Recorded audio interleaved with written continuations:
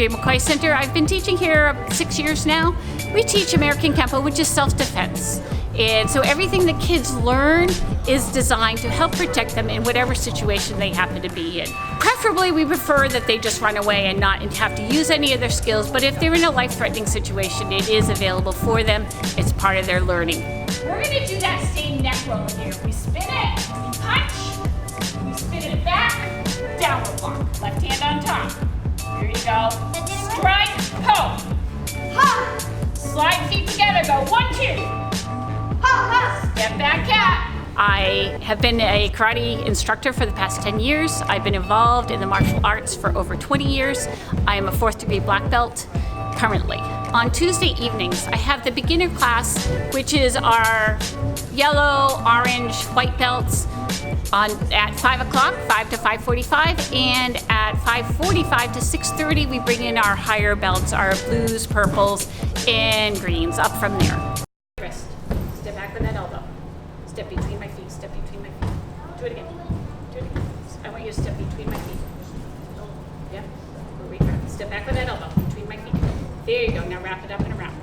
There you go. See? You see that nice brace? See what happens? I'm cooked.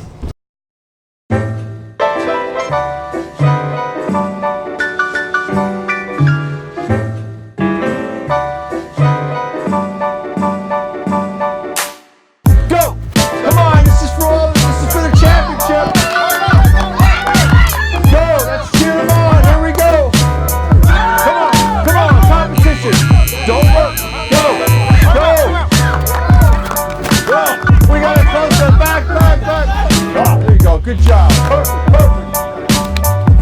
Coach Belichick would love that. Well, first of all, we're learning to have fun. We're having a great time. It's a great group of kids. So we're working on stance a little bit. We're working on discipline, defensive line, getting off on the ball, going when the ball snaps, not when the quarterback's giving the count. We're also having some fun doing what's called scoop and score, because this age level, the kids, you want to have fun. Football is a fun sport. And so we were doing a little drill called scoop and score, where 3 get up, the ball's loose, and whoever gets the ball first scoops and scores. So we're having a lot of fun down here in O-line, D-line world. Well, this is our 6th year working with Pete Brock and Patriots alumni, and we really enjoy the opportunity to be part of what is a really positive atmosphere for these kids. And we're talking about the way you win matters, and the fact that there are a lot of the mental skills that go along with the physical skills. They're really important for kids to be able to know, and the more that we as parents can reinforce these positive character traits that you can learn playing sports that are going to help you in life, that's a very good thing. So we're really happy to be part of it.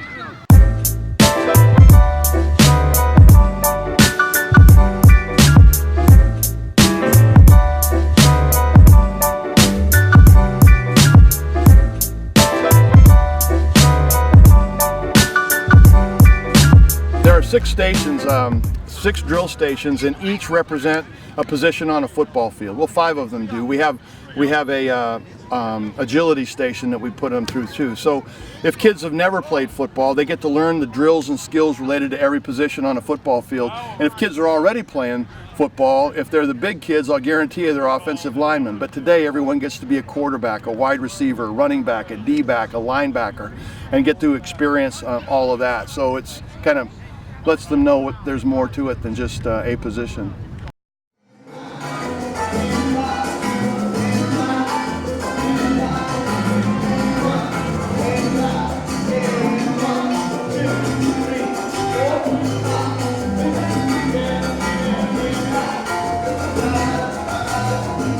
Great, hello, and good evening. My name is Rosemary Gill, and I'm here from the Zeiterion Theater at the wonderful Andre McCoy Recreational Center. We've partnered with them to present Salsa Night.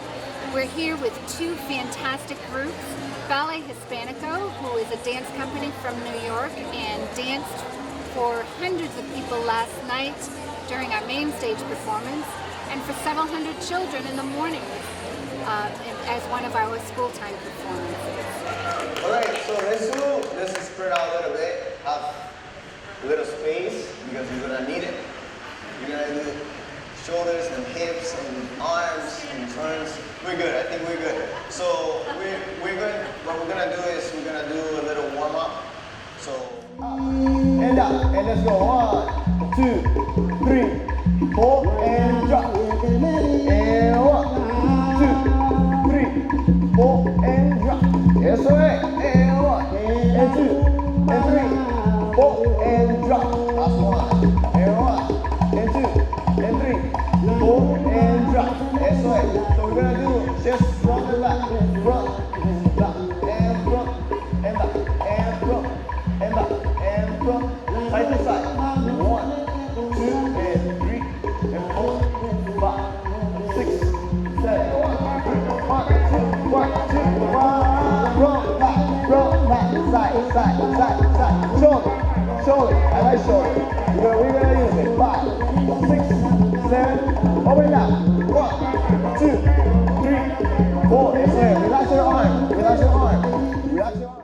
Joining Ballet Hispanico tonight is Grupo Sazon, a great band from Rhode Island, and then all of these wonderful people who took lessons from a couple of people from the band, and they're standing by right now to kick up their feet and do some more salsa. It's been a wonderful, wonderful event. We have to...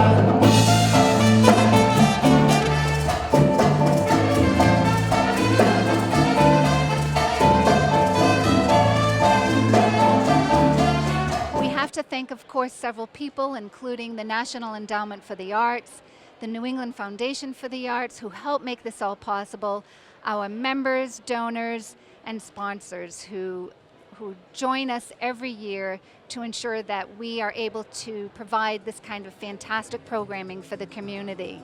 People are here tonight enjoying great food, very authentic Spanish food from New Bedford's very own Celia's. We've got empanadas and rice. It's really, really great. And in a few minutes, they're going to start dancing. If you're not connected to the Z, we hope that you'll join us and sign up to receive our emails or our brochure in the mail so that you too can learn more about these kinds of events and others that are presented year-round at the Zeiterion. Thank you very much. Hi, my name is Melissa Verdesia. My name is Livan Verdesia. And we are dancers with Ballet Hispanico. Ballet Hispanico is the country's premier Latin dance organization. We've been around for almost 50 years now, and part of our mission is bringing our culture and the richness of our history to communities all over the country and the world. And that's why we're here in New Bedford. We just performed last night at the Zeiterion Theater for a beautiful crowd, and we are so happy to be here today teaching a Latin social dance class with this great community. Yeah, well, for me, like being part of this amazing organization, Ballet Hispanico, and coming to the community and working together with them, dancing is for me is one of the most beautiful things in my life, and having the opportunity to meet people and dance with them is just incredible. I think, and also like dancing salsa, I don't know, is just involve everybody together, and you can have fun, and you can, it's like salud. It's going to go this way towards the band. So we're gonna do side and come back, side and come back. Eso es, left, right, together, and right, left, together. One more time. 1, 2, and 3, and 1, 2, 3, and 1, 2, and 3, and 1, 2, and 3. Yes or no? So we have front and back.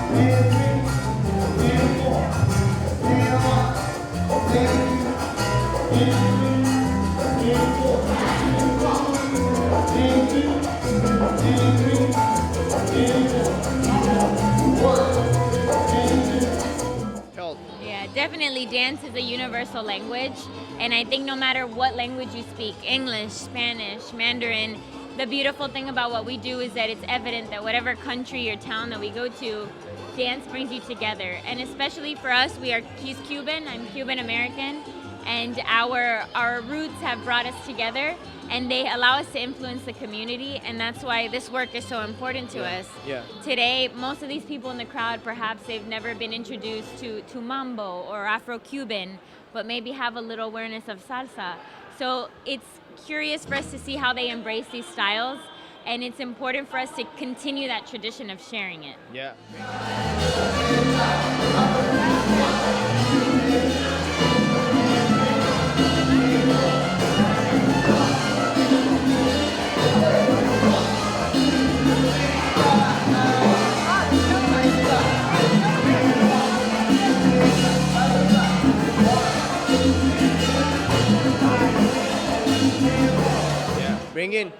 Bringing a little bit of my culture to different place. Now in New Bedford, Massachusetts is just amazing how people can react to that, and they all look like Cubans, and that's just amazing how That's the goal. yeah how I feel for 45 minutes or an hour just at home dancing with my family, and yeah, I feel so grateful to be here today and working with all of them. Yeah, it's been a pleasure to be hosted by this wonderful city, and we hope to come back, so thank you. Thank you so much.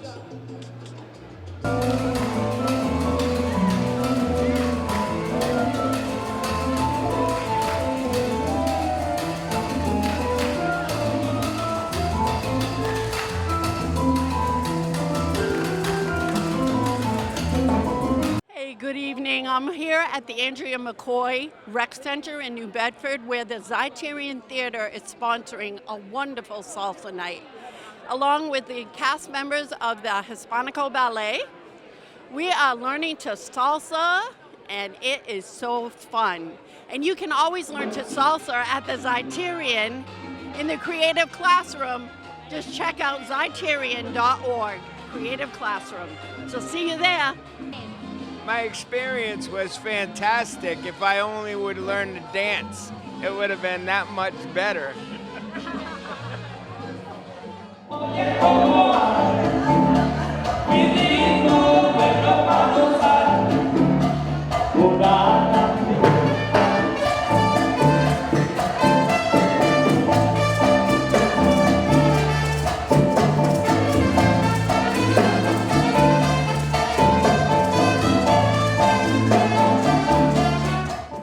From Falmouth to come to this wonderful event because I love salsa and I brought some people too. So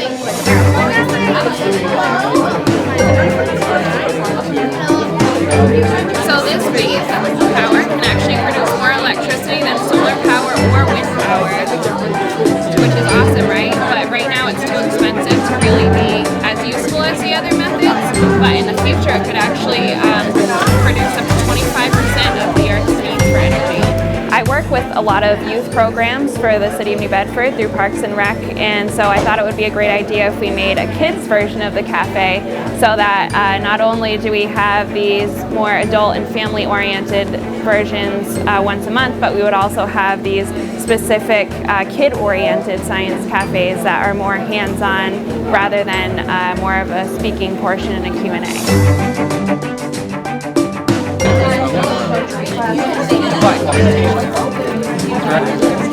So, what do you think eats more food? Today we're here at the Bedford Park Zoo, and we have students from UMass Dartmouth that are talking about the Drawdown Solutions, which is a book that was written on the top solutions to climate change. And so these students are focusing on those different solutions, and they each have a different hands-on activity that will help teach kids about the importance of reducing our carbon footprint and what they can do to get involved in the latest technology in all different areas.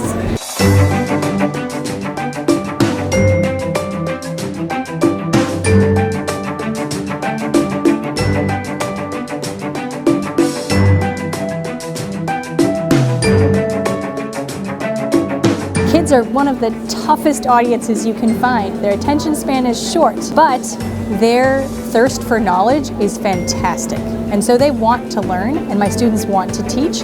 This just forces them to focus on the most critical aspects of it. We started the New Bedford Science Cafe primarily out of a mutual feeling that it was really important to connect scientists with the public and to create a dialogue in which scientists and the public could interact in a non-formal setting. The setting for the New Bedford Science Cafes, I guess the adult version, is that we have a scientist who comes in. We all meet at a local pub, and it's meant to be very informal. So folks come in, the public comes in, they sit down, you can order food and drinks, and then a scientist gives a 10 to 15 minute talk on their topic of expertise. Following that, we have a Q&A for usually around 45 minutes to an hour, in which the public can ask any questions that are sitting on their mind that scientist can speak to. We've had all sorts of interactions that have occurred, and usually what happens is that members of the audience have additional expertise to offer up on the topic. So we do get that dialogue going that we want. It doesn't have to just be the scientist who has all the information.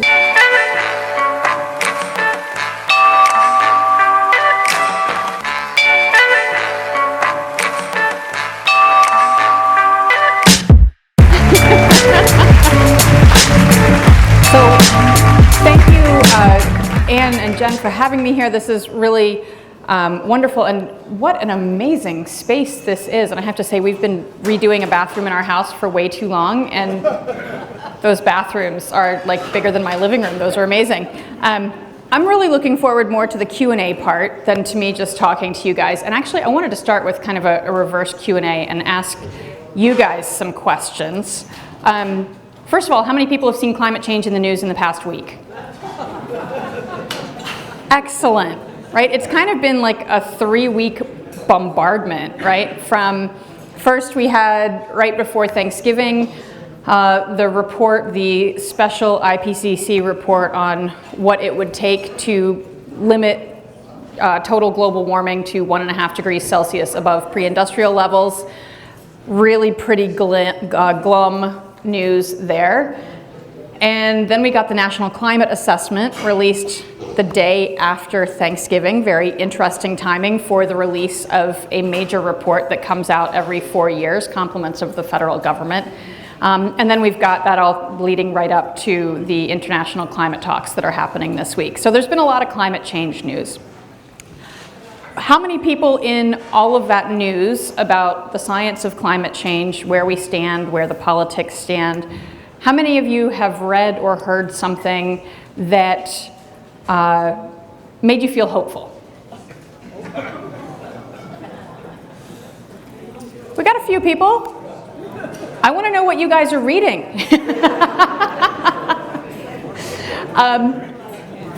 Because in trying to think about what I really wanted to make my take-home message with my few minutes up here tonight before we move to Q&A, I guess the big question is, in a lot of cases, what are we doing wrong with our climate change communication? Because I feel like climate change communication and climate change in the media is a major part of how we got to where we are right now in terms of climate politics and climate policy. I am not going by any means to let the media take all of the blame for where we are. I don't think that's fair. There's a lot of other political and economic factors at work. But I think in terms of getting the American public more universally on board with both the scientific consensus regarding climate change and the idea of doing something about climate change, I think the media has failed pretty pervasively. And I don't think the failures are necessarily the ones that are often called out, right? Things like, well, scientists aren't very easy to understand and the media doesn't translate it well and we don't get the facts. Well, that might be part of it, but actually most of the psychology and social science research has shown that what people need is not more facts. In fact, people are probably pretty good with some of the basic facts, the most basic fact being the fact that climate change is caused by greenhouse gas emissions and we need to lower them. I mean, if we really boil it down to the nuts and bolts of what most people need to know, that's really about it, right? All of the other stuff is details and maybe making a case for why it's really important for you in your daily life to be doing something about it. But the big message is just that we're causing climate change and it's going to be bad and we need to reduce greenhouse gas emissions to slow it down. But why people aren't getting that message isn't because that message isn't out there. It's maybe more because of how that message is being presented. And that's a much trickier thing. And so starting in 2010, for about a year and a half, full-time, I wrote a blog about climate change in coastal communities. And I think actually what I learned and what I was writing about is kind of instructive, because for about the first 6 months or so, it was really bringing everybody along with me on my crash course in climate science. Because I was not a climate scientist before I came to journalism. I was a molecular biologist dealing with little tiny fish and individual molecules inside little tiny fish. And I'd heard about climate change, and I thought by living in a science community like Woods Hole that I had a handle on it. And then I started diving into it and realized there was all this stuff I didn't know. So for about 6 months, it was really writing about, all right, what do we know? What don't we know? Where's the consensus? And as I learned more and realized that the consensus on climate change, at least at the top level, that climate change is real, it presents a real and present danger to everyone on the planet, but especially to the poorest and the most disadvantaged on the planet, that it's caused by greenhouse gases, and that we have some pretty clear ideas about how much we need to reduce those greenhouse gases in order to stay within some more reasonable limit. Started realizing, okay, why isn't this message getting through? And instead ended up doing a whole lot of writing. By the last 6 months, I was writing almost entirely about psychology and social science. And this whole field has sprung up in about the past 10 years of the science of science communication. Much of it, I mean, it sounds like complete navel-gazing, right? But most of it is really sparked by this conundrum and this question of why do we have such a disconnect between the science community and the public at large when it comes to climate science. And a lot of it comes down to that dichotomy that we just saw in this room. You've all seen news about climate change in the past 3 weeks. 3 of you said you found something that made you hopeful. Now, obviously climate change is a problem. We don't want to brush it off and say, oh, no big deal. Right? But we also know from psychology that emotions are important. They're unavoidable. They are a part of all of our experiences, scientists included. Scientists are not robots.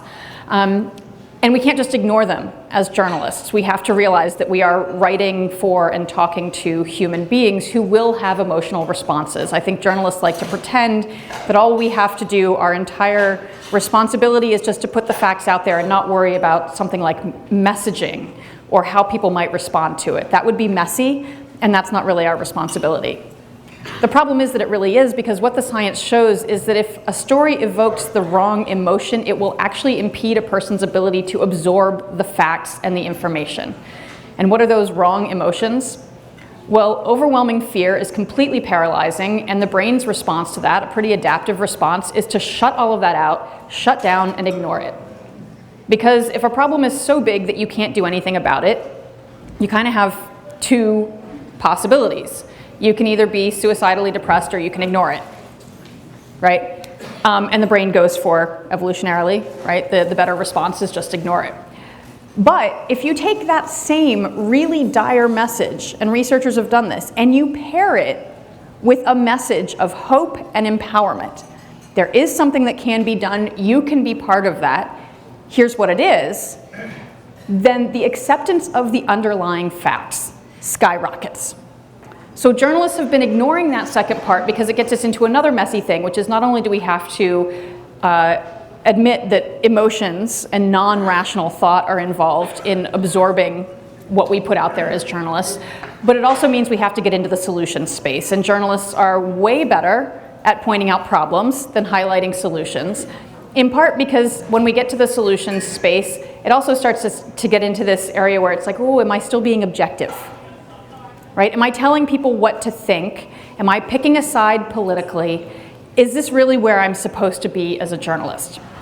And so I will tell you right now, if any of you are going to ask later, that as a journalist, talking to groups about climate change and climate science on a regular basis, when asked what should I do about climate change, I'll tell you that's not my job to tell you exactly what you should do, but I can tell you that there's a huge range of options, and that depending on what you value in your life, that can help you prioritize what you might want to take on in regards to climate change. And so I think there's a way that journalists can do this in our stories. We can present options. We can present scientific analyses of what some of the most effective strategies might be, and we can put those out there for people. And in fact, there's a whole now burgeoning field of journalism called solutions-based journalism, which strikes me personally as like the next fad after data journalism, which quite frankly, all journalism should be working with data. Solutions should probably be part of all journalism as well, but that's for another thing. At least some journalists are embracing this idea of solutions. So that's the first thing, is we have to pay attention to emotions, we have to pay attention to hope and empowerment, and we can't avoid that. And then I think the other thing that journalists really need to do a much better job of is not just with climate change, but across the board, that is representing the diversity that we have in this country. And that may seem like it's completely unrelated from science reporting, and especially from climate change reporting, but it's really not. Because again, we come back to psychology and how people consume information, and we know that people really look at who do they trust. And I think it's pretty clear at this point in our country that the media does not have the public trust in the way that the media would like to, maybe the way that the media did 30 or 50 or 60 years ago. Trust levels for the media are abysmally low when you do public opinion polls. Like maybe 30% of people say, yeah, I really trust the media, right? And people trust different sources. But who people do trust is scientists, which I know we've all been told that people don't trust scientists and don't want to hear from experts. But in fact, when you ask people in public opinion polls, people say, actually, I want to hear from experts. I really do. I'd like to hear more from them directly so that I don't think I have this journalist middle person in the way interjecting their possible spin on the story.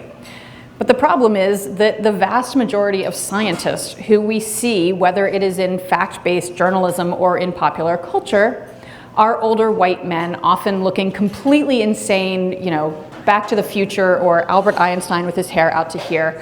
And in fact, if you ask most people to name a living scientist, most Americans can't. And no offense to the older white men in the room with white hair. There's nothing wrong with that, but that's not the totality of our country, right? And so when people don't see themselves represented, they start to tune out. And so we need to represent the full diversity within the science community and within our country and find messengers who can reach different communities, because there are, quite frankly, communities in this country that older white men are not going to be able to reach. They don't have the trust to reach all of those communities. And so I feel like that representation and equity piece in journalism, in who we source, and we know that this is a problem throughout journalism, that the vast majority of experts who are called on in all fields of journalism are white men. And many different journalistic outlets are working on changing this, but I think it needs to happen really urgently in some of these really highly politicized spheres, including climate change.